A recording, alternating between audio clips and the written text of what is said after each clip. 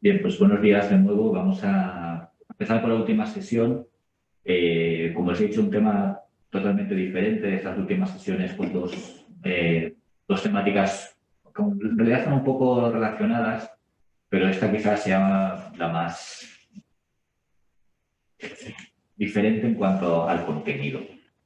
Y también va a ser una clase más bien orientada a plantear una serie de problemáticas en torno a los conceptos de copia y los conceptos de original, con guiños hacia el pasado, pero sobre todo con cómo podemos entender hoy en día la copia de obras de arte y cómo valorar esas copias que se hacen hoy en día recurriendo a las modernas técnicas de impresión, ¿no? De qué manera los artistas y una serie de agentes culturales desde los museos están trabajando con nuevas tecnologías para hacer copias de obras de arte y solucionar una serie de problemáticas que también plantearemos que tienen que ver con la conservación de esas piezas, con la devolución de piezas que son consideradas sagradas para determinadas culturas y cómo se pueden obtener copias para suplir esa devolución de las piezas, ¿no? De manera que en el fondo todo girará en torno al valor que le damos a los originales y el valor que le damos a las copias, ¿no? Y por lo tanto,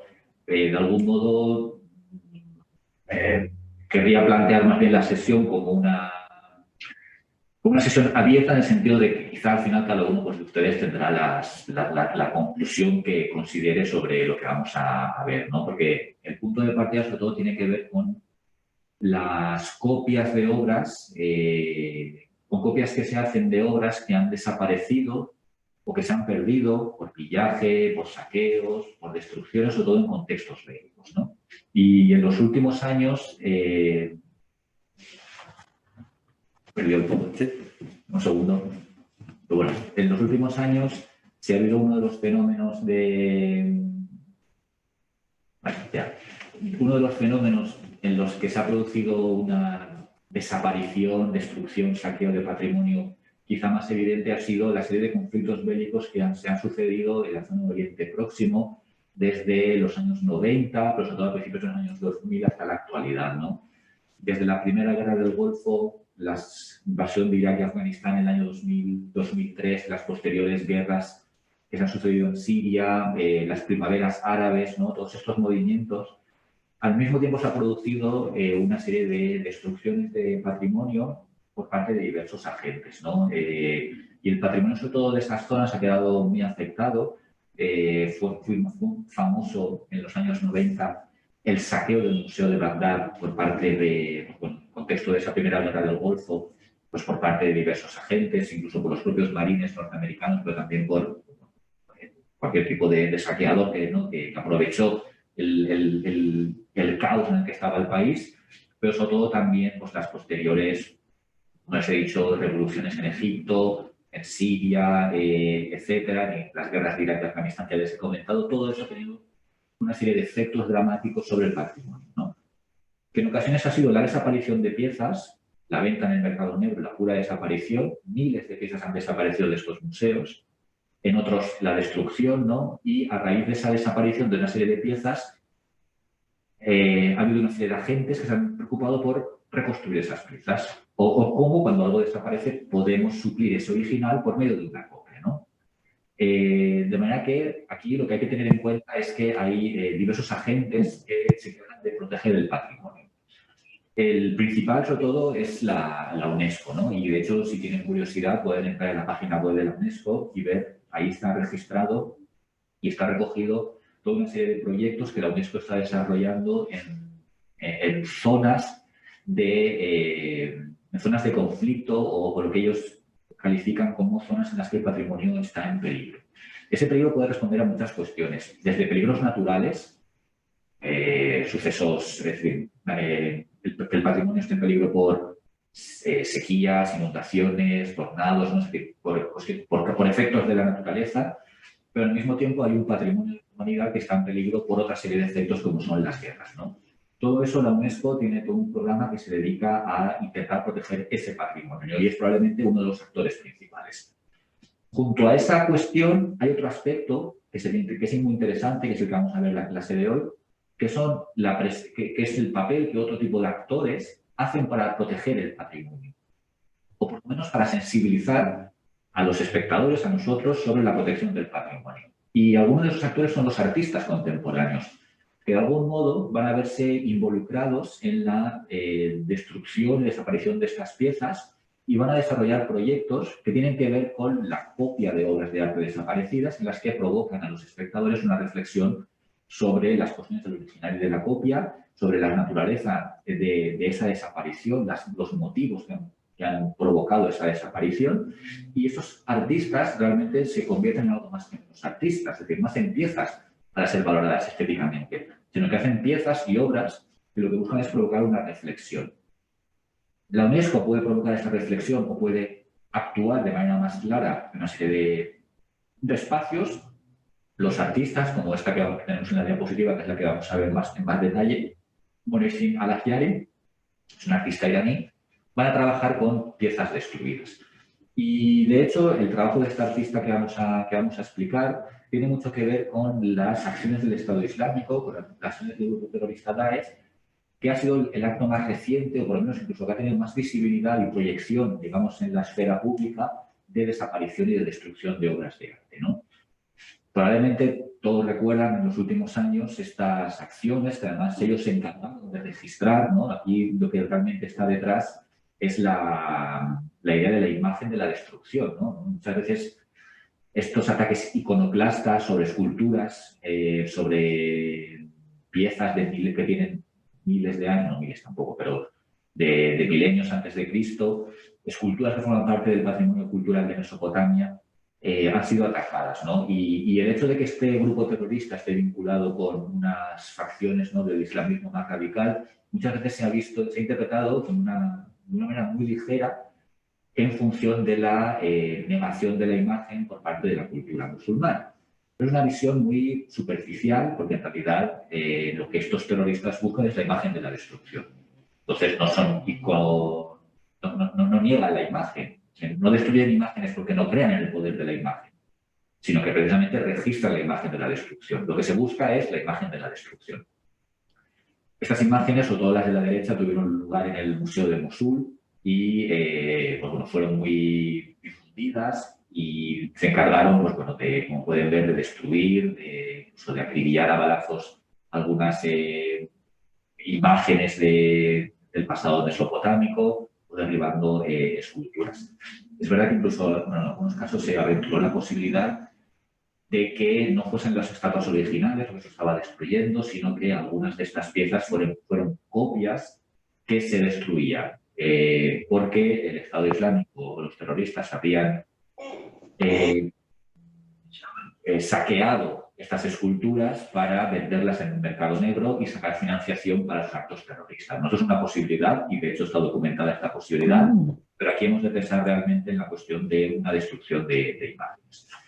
Bien, esto ha tenido unos efectos dramáticos, ¿no? Y ha habido destrucciones quizá mucho más evidentes, como por ejemplo la ciudad de Palmira, que luego retomaremos, y cómo los artistas, aquí la UNESCO ha intentado desarrollar proyectos para conservar y para recuperar estas piezas, pero también los artistas, a la vista de estas destrucciones, van a desarrollar proyectos artísticos que van a combinar lo artístico con lo reflexivo, ¿no? No van a ser piezas puramente pensadas para ser admiradas estéticamente, porque de hecho no lo van a ser, sino que son piezas en las que ellos van a trabajar más bien con un sentido crítico y plantear una serie de reflexiones a los espectadores, ¿no?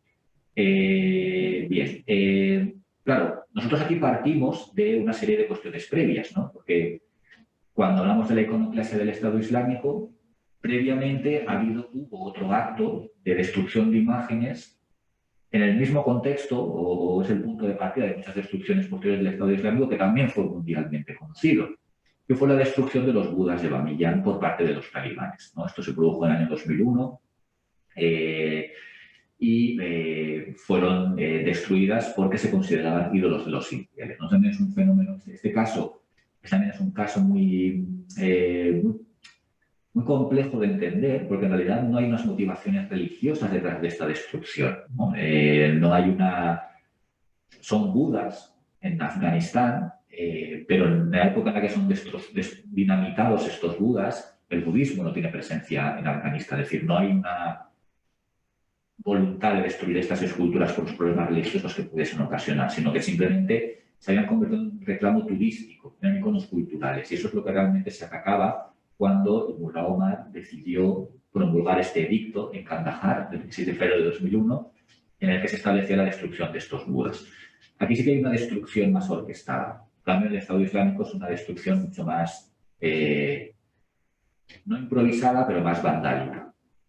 Bien, esos dos ejemplos, los budas de Bamiyan y las destrucciones del Estado Islámico, son el preámbulo para entender las acciones de una serie de agentes, en algunos casos artistas, en otros no, que a partir de esta desaparición de piezas, lo que han buscado ha sido utilizar los modernos medios, de los que disponemos hoy en día, para proponer proyectos de recuperación, de restauración, o mejor dicho, de realización de copias de estas imágenes, ¿no? Y ahora vamos a ver una serie de ejemplos, algunos pues más propios de lo que sería una copia, pero sobre todo en el caso de los budas de Bamiyan, hoy en día se están restaurando, es decir, a pesar de la voladura, hay proyectos de la UNESCO, un proyecto de la UNESCO para restaurar esta pieza, pero un matrimonio de multimillonarios chinos decidió reconstruir por medio de un holograma una de las imágenes de estos budas, ¿no?, en las montañas de Bamiyan.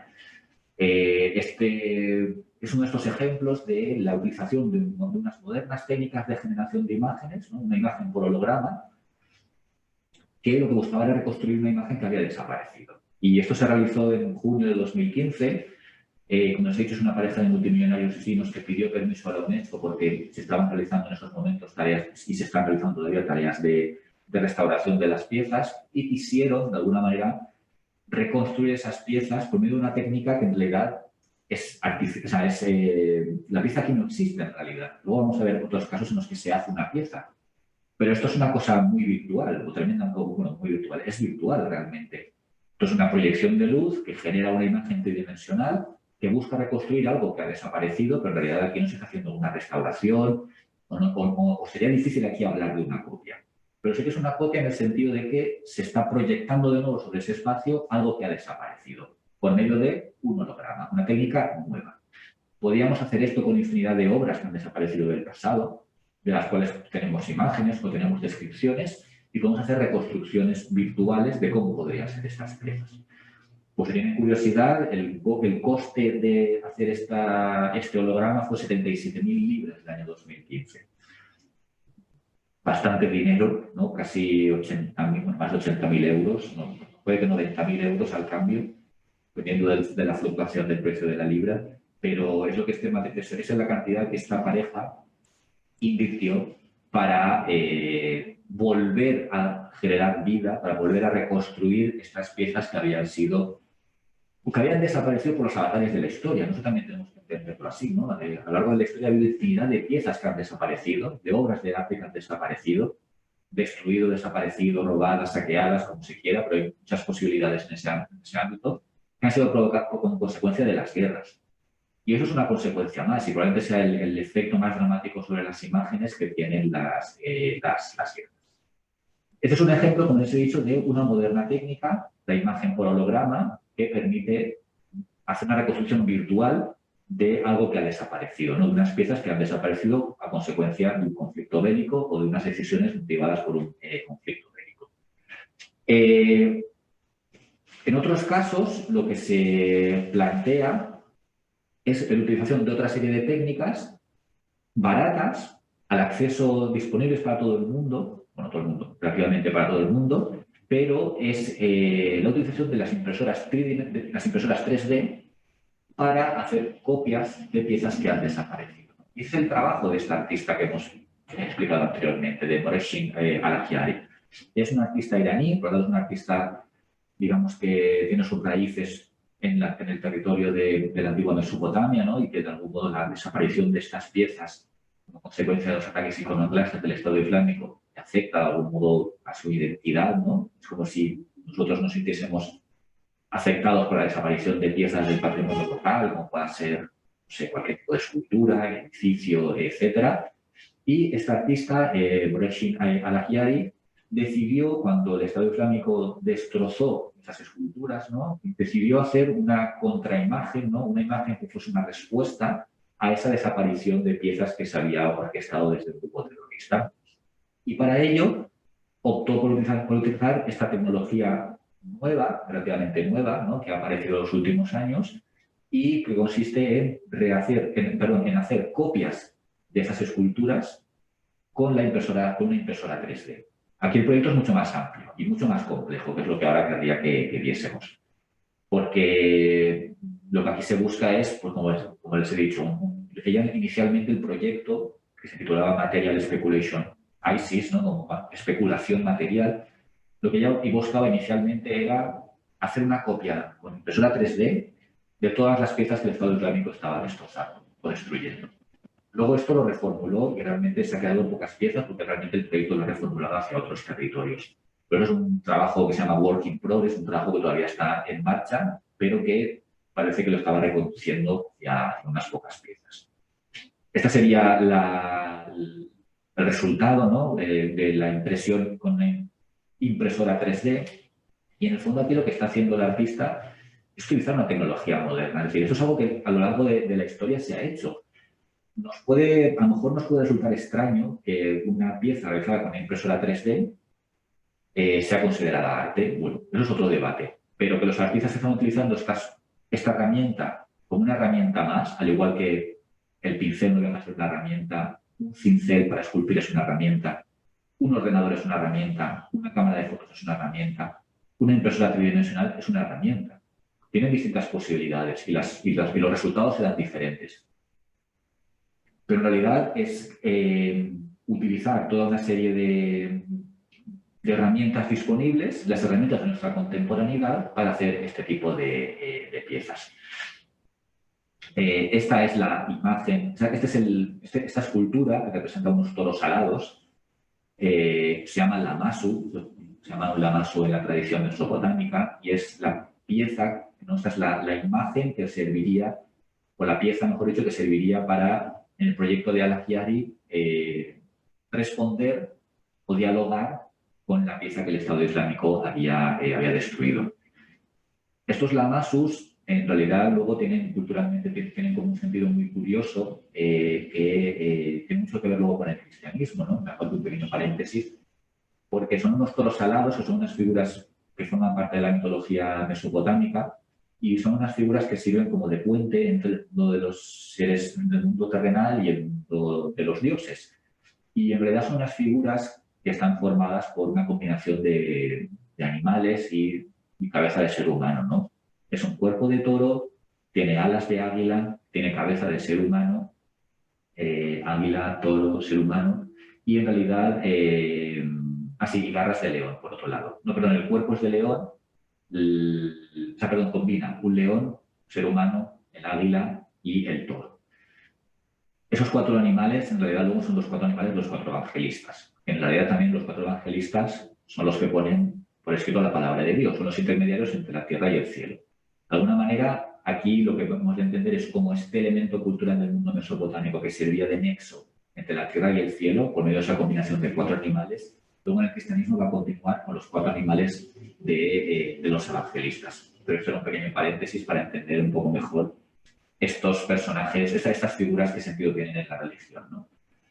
Pero este lamasu es el lamasu que busca, ¿no? Recrear por medio de una copia un original que se ha visto afectado por los avatares de la historia, ¿no?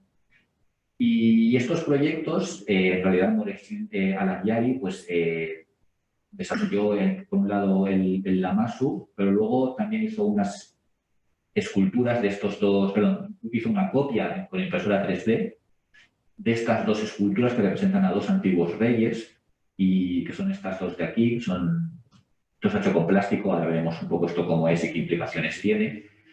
De los reyes de Hatra y el rey Utal, que buscaban además, como les he dicho, plantear una reflexión mucho más profunda, ¿no? Todas estas imágenes, y de hecho aquí creo que se puede ver, ¿no? son transparentes, y dentro el artista ha incluido una memoria USB.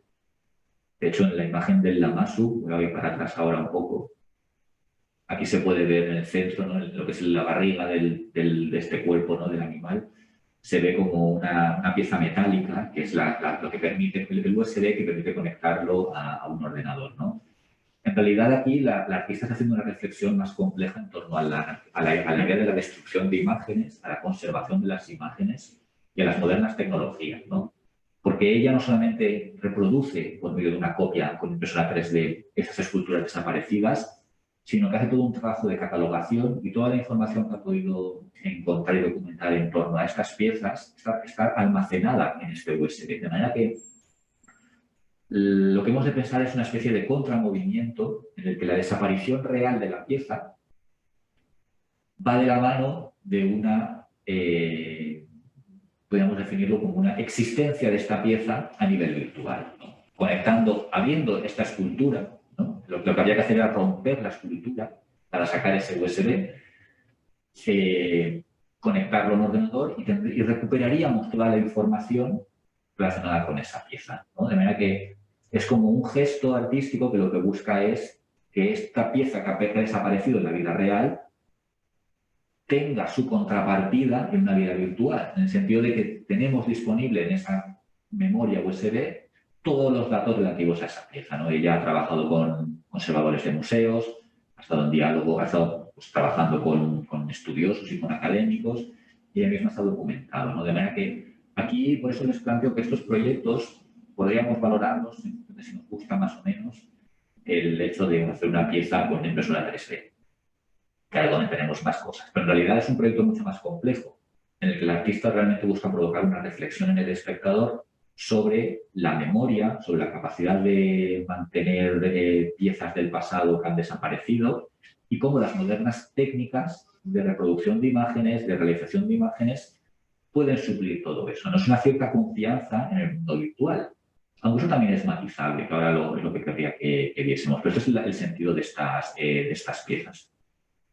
Claro, este proyecto plantea muchas cuestiones. Primero, el artista no es simplemente alguien que hace una pieza para ser admirada, sino que realmente es un agente en el proceso de conservación de estas piezas. Y es casi más un historiador.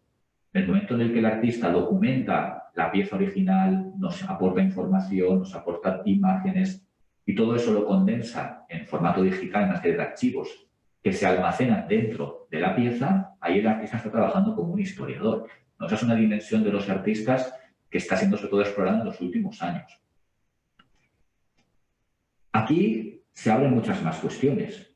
La idea de cómo se difunden cómo se puede difundir y custodiar este material. Es decir, la idea es que esta información que se puede descargar a partir del archivo USB que está dentro de la pieza se pueda difundir a través de la red, ¿no? Y todo eso lo que hace es que dentro de estas piezas, dentro del archivo USB, uno puede descargarse el archivo con el cual puede imprimirse hasta uno mismo una copia de esta escultura. Aquí es donde está también el gesto un poco, vamos a decir, radical de esta intervención artística, porque aquí el artista no es solamente Morejin Alagiadi, sino que en el momento en el que nos liberan para que todos podamos acceder a ese archivo, si pudiésemos tener acceso a una impresora 3D, estamos nosotros como usuarios convirtiéndonos en potenciales artistas, o en potenciales recreadores de la imagen, o en potenciales usuarios que pueden hacer una copia de un original que ha desaparecido. Luego veremos aquí la cantidad de copias que podemos hacer y cómo valorarlo. Y aquí realmente se despliegan muchos elementos, porque realmente está planteando las posibilidades de los nuevos medios y de los escenarios en los que esos nuevos medios se ponen en práctica como nuevos espacios expositivos, ¿no?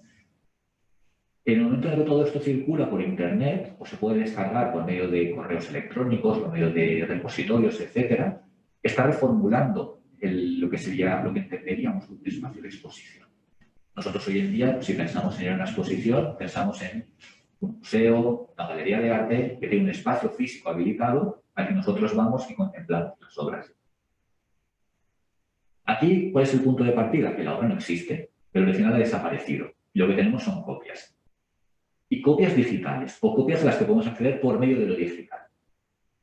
Esas copias podemos estar en contacto con ellas gracias a Internet, de manera que Internet es el espacio de exhibición.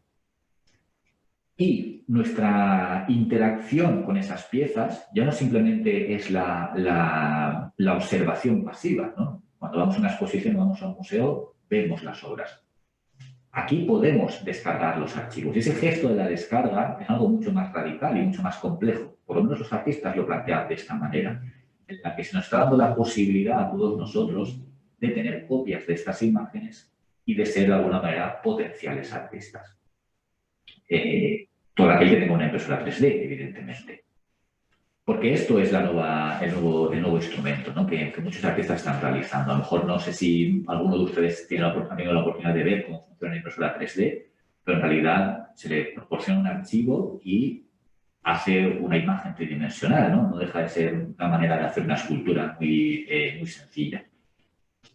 Esto tiene muchas posibilidades, ¿no? Y muchas posibilidades en muchos sentidos, ¿no? de nuestra vida práctica.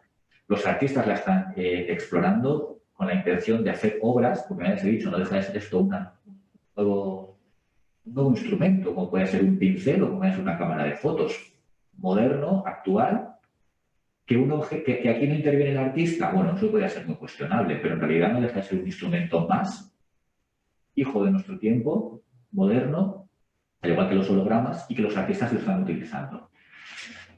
Pero claro, aquí la cuestión que se pone de relieve es la idea de la copia, porque aquí entonces entramos en una especie de copias infinitas. ¿Cómo valorar todas esas copias? Y también cómo valorar todas esas copias cuando el original ha desaparecido.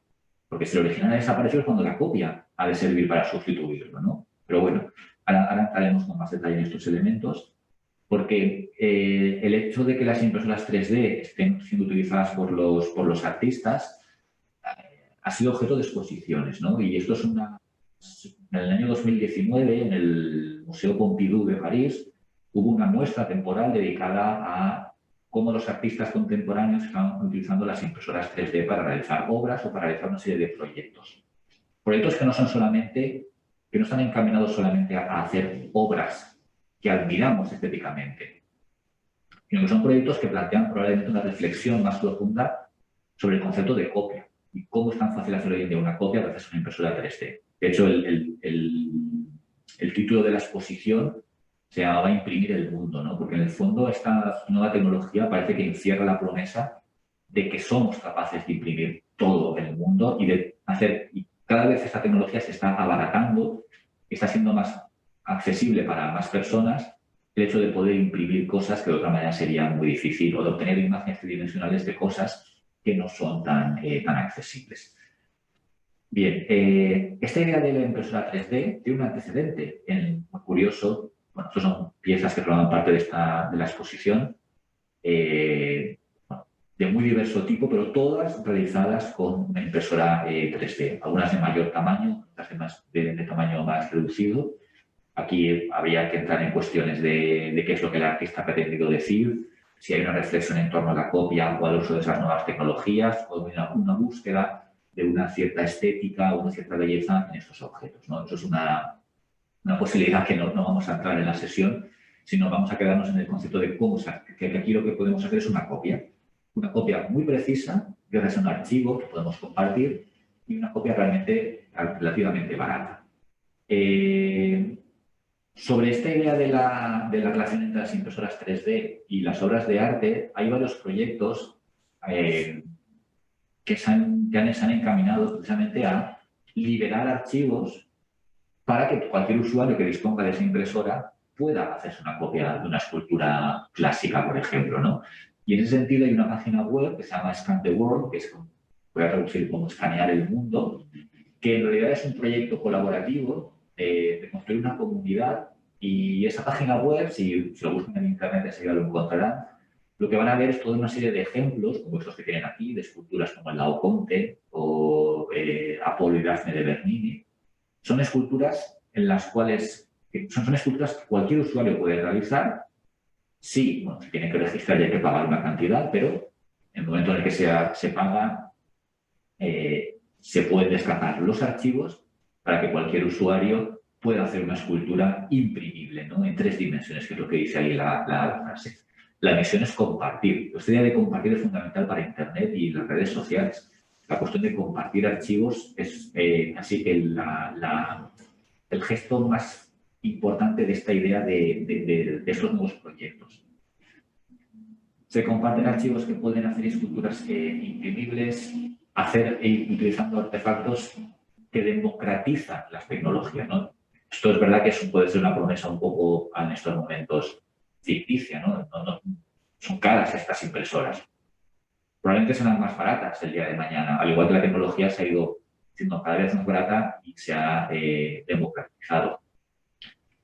Pero lo que se busca es crear, como dice ahí, un ecosistema digital libre. También libre entre comillas porque hay que pagar una cantidad anual, pero bueno, hay que registrarse. Pero como el patrimonio cultural, en caso de peligro, puede tener una posibilidad de ser replicado, copiado, si desaparece por medio de una impresora 3D, ¿no? Y bueno, se anima a estas comunidades o a cualquier usuario a generar estos archivos que permitan pues, compartir historias y crear objetos tangibles, ¿no? Al final es lo relevante.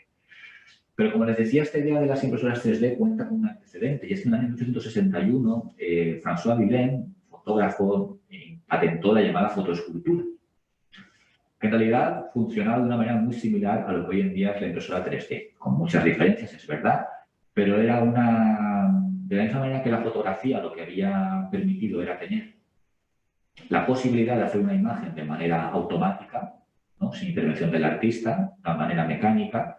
La fotoescultura lo que buscaba era crear una imagen tridimensional, la fotografía es bidimensional, pero la fotoescultura lo que buscaba era lo tridimensional, por medio de una técnica que combinaba la fotografía con otras técnicas de modelado, ¿no? Que es lo que se llama el pantógrafo.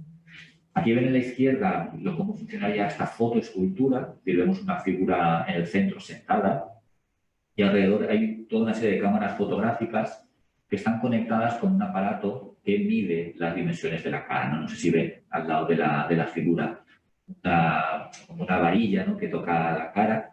Pues en realidad esa es la manera de calibrar la profundidad, de calibrar el perfil, ¿no? De la figura. Y ahí en la imagen de la derecha está visualizado cómo funcionaría esta fotoescultura, como por medio de la obtención de una serie de imágenes circulares de toda esta figura, ¿no? Nos daría una imagen tridimensional. Por medio de un pantógrafo que se llama, se puede replicar de manera tridimensional esa imagen que tenemos de manera bidimensional. Esto es digamos, el bisabuelo o el abuelo de la impresora 3D. En realidad está planteando lo mismo, una tecnología mecánica que permita crear una imagen tridimensional sin la mano del hombre. Estas son fotografías, ¿no? de lo que sería el proceso de la fotoescultura, ¿no? Estas fotografías que están, pero de las cámaras que están alrededor de la escultura y cómo van sacando determinadas imágenes en función de las medidas del rostro, como ven ahí, estas varillas, se puede luego generar una imagen tridimensional, ¿no? Auspiciado por esa idea de el deseo por obtener una imagen mecánica sin intervención de la mano del hombre. Y eso es lo que está detrás de la impresora 3D. Volviendo al proyecto de Moreshin Alagiari, como les he dicho, plantea muchas cuestiones. El hecho de compartir los archivos, algo fundamental, ¿no? Las redes sociales se basan en compartir cosas, en dialogar, en compartir imágenes, en compartir y sobre todo la sociabilidad que se consigue por eso. Tienen cosas positivas y tienen cosas negativas, pero en realidad es fundamental entender esa dimensión social y de interacción social que estas redes nos plantean. Y en el momento en que se interactúa y se crea una comunidad, hay que compartir los archivos. Esto en realidad también lo que hace es potenciar lo que se llamaría la creatividad amateur. Aquí tienen, por ejemplo, en la pantalla la pieza hecha con impresora 3D del rey Utal y la imagen de la derecha es una revista de internet llamada Artzone que se encarga está especializada en arte y nuevas tecnologías y comisionó, mejor dicho, a esta artista, a Moreshin Alagiari, que liberase uno de estos archivos para ser utilizado por cualquier usuario. Y eso es lo que se puede encontrar, ¿no? Ahí tienen el archivo. Si cualquiera de ustedes tiene una impresora 3D, tienen la curiosidad por imprimirse estas culturas, tienen que entrar en la página de Rizom, buscar este archivo, Material Speculation, el rey y tal, y se puede descargar el archivo para imprimirse la pieza. Eso está dando alas a la materia y está realmente cuestionando qué es un artista. Es decir, si todos podemos hacer esto, entonces, ¿qué es un artista o a qué se dedica un artista? Y fundamentalmente rompe con esa diferencia entre lo que siempre se había considerado como alguien, el artista elevado, que está por encima, o que hace algo diferente. Pero si yo puedo hacer lo mismo que está haciendo Morejim Alayari, ¿qué me diferencia a mí de un artista? O cómo estoy potenciando que esa lógica participativa de Internet sea elevada a la categoría de artista. Porque no soy un mero usuario, que puedo ser algo más. Esto pueden estar de acuerdo o no. Esto es como las puertas que abre todo este proyecto, ¿no? Que no simplemente imprimir una pieza. Detrás de esta impresión hay muchas cuestiones detrás que invitan a la reflexión. Porque en el momento en que todos podemos hacer esto, ya no hay un original. Por eso les decía antes el concepto de copia infinita. En el momento en que todos podamos hacer esto, ¿cuál será el original? ¿Cuál será la copia? Pues se debe valorar el concepto de original. O a lo mejor el concepto de original es algo que también debemos cuestionar, que ahora lo comentaremos. En realidad también estas piezas, hay reflexiones en torno a qué son. O sea, esta idea de la naturaleza ontológica se refiere a cómo podemos definir estas piezas, ¿no? ¿Qué son en el sentido de cuál es su existencia? Porque aquí es muy importante entender que el desarrollo de las técnicas mecánicas de reproducción de imágenes, como fue la fotografía, la fotoescultura, no tuvo tanto éxito, pero la fotografía sí, fue de la mano de lo que se ha llamado la pérdida del aura, ¿no? Las piezas originales tienen algo único. Y eso es algo que las modernas técnicas de reproducción de imagen se han encargado de erosionar. O lo han erosionado, mejor dicho, no es que se hayan encargado. Hoy en día, o por ejemplo, la imagen de la derecha es el original del rey Utal. La de la izquierda es la copia. La original tenía un aura. El aura que se basaba en que era una pieza única y que era auténtica y que no estaba en ninguna otra parte. Esa idea del aura desaparece con estas modernas técnicas de reproducción, porque en el momento en el que lo único, o sea, la unicidad y la autenticidad desaparecen, tenemos unas piezas que en realidad tienen la promesa de estar en todas partes y en todo lugar, en todo momento. Si yo ahora compartiese con ustedes el archivo, tendríamos una serie de copias que estarían en todas partes. ¿Cuál es el original? ¿No? ¿O cuál es la buena? ¿La que yo les mando o la que se descargan ustedes? Por eso los archivos se llaman CAD. CAD es el tipo de archivo con el que se utiliza para una impresora 3D. Ese archivo realmente es lo que se ha llamado, se ha definido como una especie de puente ontológico en el sentido de un puente que define a una pieza que hemos de entender que ha desaparecido, ¿no? La idea de estos proyectos están encaminados a hacer copias de piezas que no existen. Pero claro, la que va a existir, la que se va a recrear, va a ser igual, va a ser infinita. Pero entre medios es donde está el archivo. El archivo es lo que permite la existencia de estas piezas. Pero como les decía, en el momento en que estas piezas se multiplican hasta el infinito, ¿cuál es la copia original? Pues no hay una copia original. Todo esto redimensiona la idea de lo original. Por añadir un poco más de datos, en realidad también nuestra relación con la historia del arte no está basada tanto en originales, sino en copias.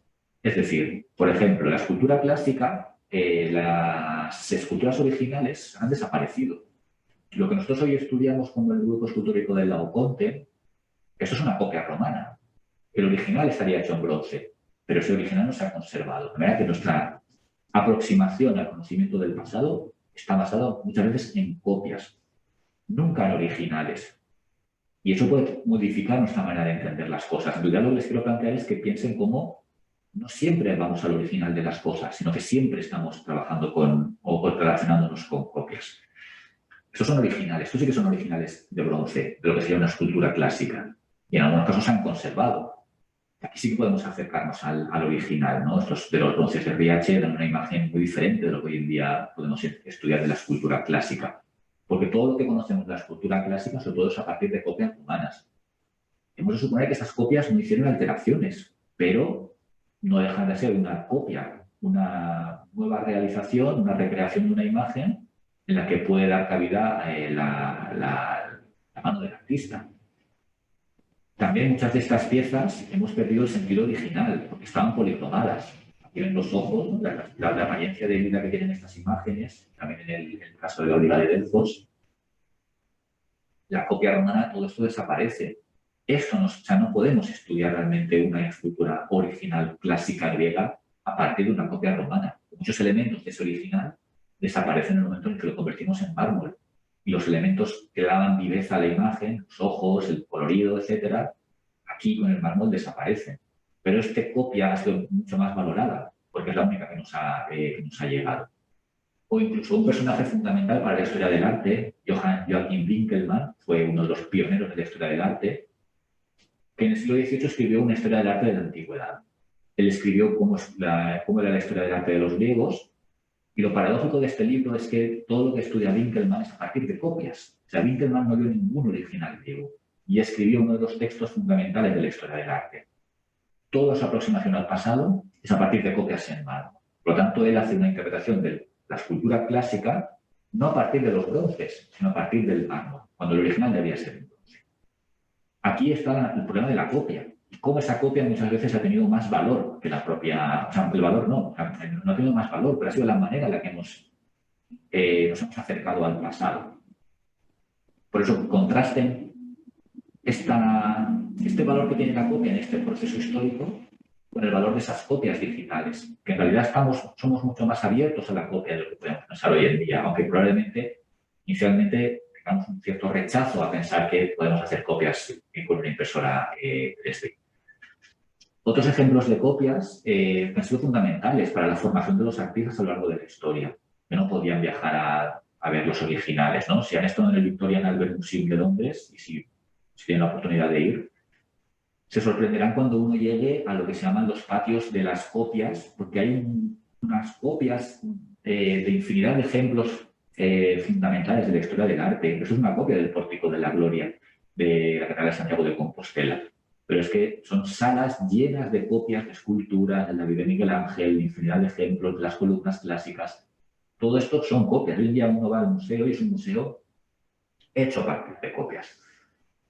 ¿Por qué la copia de la impresora 3D es menor que estas? Pues no, realmente estas tienen una función que era para la educación de los artistas, pero hoy en día esa impresora 3D nos proporciona una copia con un sentido muy diferente.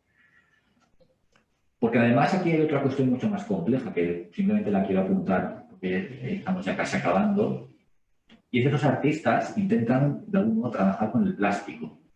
Ellos hablan de la belleza del plástico, ¿no? Porque es el material de la contemporaneidad. Incluso dicen, con un sentido ético y ecologista, que hemos abandonado el antropoceno, ¿no? Una época geológica, no tampoco geológica, pero una época dominada por las acciones del ser humano, como antropoceno, y que estamos entrando en una época que ellos llaman el plasticeno, ¿no? En la que es el plástico el que determina nuestra relación con infinidad de cosas. Aquí entramos ya en un matiz, vamos a decir, político, de este proyecto artístico, porque estas impresoras 3D trabajan con plástico, es decir, son piezas hechas con plástico. Para realizarse se necesita plástico. ¿El plástico de dónde lo sacan? Del petróleo. Y la cuestión que aquí se pone de relieve es como todas estas guerras que hemos comentado al principio de la clase, que se han realizado en Oriente Próximo esos últimos 20, 30 años, han tenido una presión, no se puede entender sin el papel del petróleo, ¿no? Es decir, las invasiones de Irak, Afganistán, etcétera, aparte de esta cuestión de las armas de destrucción masiva que ahora comentaremos brevemente, se han interpretado como un intento por controlar el petróleo, ¿no? Se ve muy bien aquí en esta viñeta, en la que se hace una reinterpretación de una fotografía de la Segunda Guerra Mundial muy famosa, la de los trenes en Iwo Jima, pero en lugar de levantar la bandera están levantando una torre petrolífera, ¿no? Esa destrucción de imágenes no se puede entender sin el contexto de la lucha por el petróleo. Claro, el petróleo es el material que permite generar el plástico que va a permitir hacer estas esculturas. Por lo tanto, realmente utilizar el plástico aquí tiene un sentido mucho más profundo y es cuestionar las guerras que se han producido en ese territorio, que han tenido, entre otras muchas consecuencias, la desaparición de estas piezas. Por lo tanto, que hay un guiño político muy complejo y muy denso que invita a cuestionarnos por la presencia del plástico en nuestras vidas y qué relación tienen con esas guerras. Las impresoras 3D, como les he dicho, han sido utilizadas por otros agentes para plantear cuestiones de devolución de piezas, ¿no? La Smithsonian Institution se ha planteado hacer copias, bueno, se ha planteado y las ha hecho. Tiene un proyecto destinado a hacer copias con impresora 3D de una serie de objetos que habían sido, bueno, que pertenecían a comunidades indígenas, ¿no?, de Norteamérica, y que hoy en día esas comunidades han reclamado esos objetos. Para suplir la existencia, esas piezas se han devuelto a las comunidades, y para suplir esa pieza, el museo ha comisionado una pieza realizada con impresora 3D. De hecho, esto es un caso de un tocado que forma parte de una tribu, o de un clan, mejor dicho, de los Inuit en Alaska, ¿no? Es el tocado de los cazadores de ballenas, ¿no? Es un tocado con forma de ballena. El original estaba custodiado en la Smithsonian Institution, y era un objeto considerado sagrado por este clan, y entablaron negociaciones con el Smithsonian para que fuese devuelto. El Smithsonian aceptó devolver el tocado, porque se consideraba que era un objeto que tenía sentido para esas comunidades, pero antes de devolverlo hizo una copia con una impresora 3D. El de la izquierda es la copia con la impresora 3D y el original es el de la derecha, ¿no? Realmente el parecido es... Las diferencias son muy pocas y si no les hubiese dicho cuál es cada uno, podríamos tener dificultades para diferenciarlo. Pero aquí la impresora 3D también está siendo utilizada por los museos para obtener copias de piezas originales que han llegado a los museos en otros momentos, en los cuales no se era tan sensible a los deseos de estas comunidades, y así el museo puede tener una copia. Podríamos aventurarnos a pensar si el British Museum devolviera los mármoles del Partenón a Grecia, que lo está reclamando desde hace mucho tiempo, y más aún ahora con el Brexit, si pudiese utilizar una copia realizada con impresora 3D para custodiarlos, que es un poco lo que se ha hecho en este proyecto. Por último, comentar otros ejemplos en los que la reconstrucción del patrimonio destruido se ha utilizado una impresora 3D. Una de las ciudades que, con motivo de la guerra de Siria, sufrió el acoso del Estado Islámico fue la ciudad de Palmira, y este famoso arco de triunfo de Palmira fue dinamizado por los terroristas. Bien, una sociedad encargada o una asociación encargada de protección del patrimonio utilizando técnicas digitales hizo esta reconstrucción del Arco de Triunfo utilizando una impresora 3D en la plaza de Trafalgar Square en Londres. Fue una reconstrucción un poco chapucera, recibió muchas críticas porque en realidad pues, bueno, no es una reconstrucción realmente, es una versión en pequeño tamaño, no se reconstruye todo el arco. Y esto parecía más bien una declaración de intenciones en torno a los deseos de parte de la comunidad internacional por recuperar cuanto antes lo que fueron las ruinas de Palmira. Pero no deja de ser un ejemplo de cómo pues, hoy en día estas tecnologías están siendo utilizadas no solamente por artistas, por asociaciones, por cualquier usuario que tiene la posibilidad de reconstruir piezas que han desaparecido. ¿Cómo valorar esa copia respecto al original? Eso es algo más complicado, pero en realidad no dejan de ser unos ejemplos más, unas copias que a lo largo de toda la historia se han realizado y que ahora tenemos la posibilidad de, por medio de una tecnología relativamente barata, de tenerlas en nuestra casa, de ser nosotros los artistas y de cuestionarnos también el concepto de original por medio de esta serie de copias. Y con esto quería que acabásemos la clase de hoy como invitándoles a que fuesen ustedes potenciales artistas y desean dedicarse a la impresión 3D desde sus casas. Muchas gracias.